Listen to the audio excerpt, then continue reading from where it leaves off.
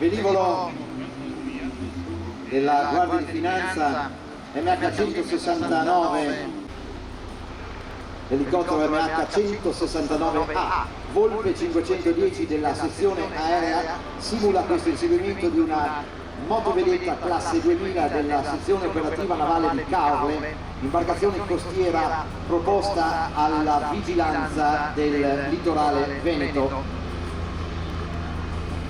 Progettata, ingegnerizzata e realizzata dal cantiere navale Intermarine di Sarzana, in modo da essere condotta anche da un equipaggio ridotto senza pregiudicare la sicurezza del personale di bordo e del mezzo.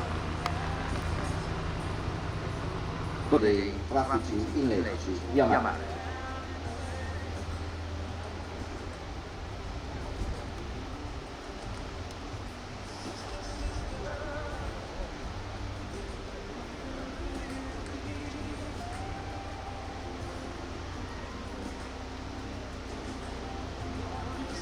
La sezione aerea di Venezia, con sede presso l'aeroporto Marco Polo di Tessera, dipende dal reparto operativo aeronavale di Venezia, che ha alle dipendenze anche la stazione navale di Venezia stessa e le sezioni operative navali di Caorle, Chioggia e Porto Levante, in grado di garantire un controllo di tutto il litorale della regione Veneto, rafforzato anche alla luce delle recenti attribuzioni del decreto del 2016, per cui dal 1° gennaio del 2017 la Guardia di Finanza è individuata quale unica forza di polizia in mare. Le Volpi, questo è il nominativo operativo dei velivoli della Guardia di Finanza, svolgono compiti di prevenzione, ricerca e denuncia degli illeciti di natura economico-finanziaria e soprattutto il contrasto a quello che sono tutti i traffici via mare. Lavorano anche in termini di polizia ambientale e demaniale, lavorano sui bus e dal 21 aprile del 2023 il nuovo AV169 Leonardo. E ne approfittiamo anche per fare un applauso all'equipaggio e al pilota, il maggiore pilota Enrico Gentile.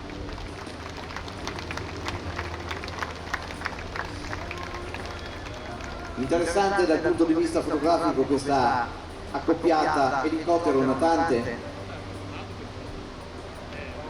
con questo mezzo aereo costruito dalla società Leonardo, è lungo un 15 metri, con un disco rotorico di 12 metri di diametro,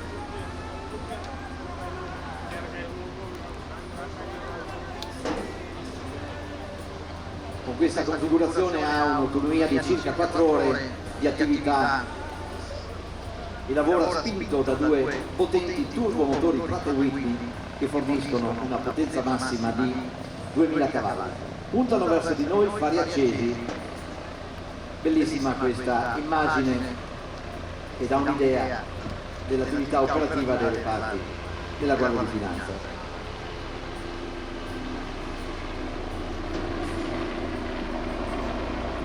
La strumentazione di bordo lo rende mezzo ideale nelle attività di cooperazione internazionale con l'Agenzia Europea, un sistema antighiaccio e un cockpit con tutto un sistema di visori notturni che permettono al velivolo di operare anche con autopilota in totale assenza di luce.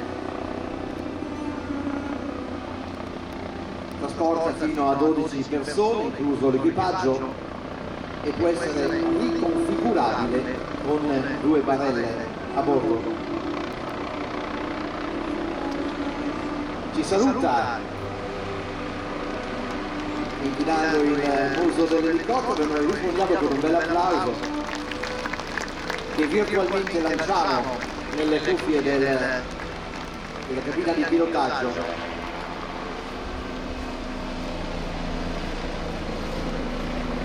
Questo AV169, rinominato in versione Guardia di Finanza MH169, esce dalla display, sarà di nuovo con noi nella giornata di domani per quella che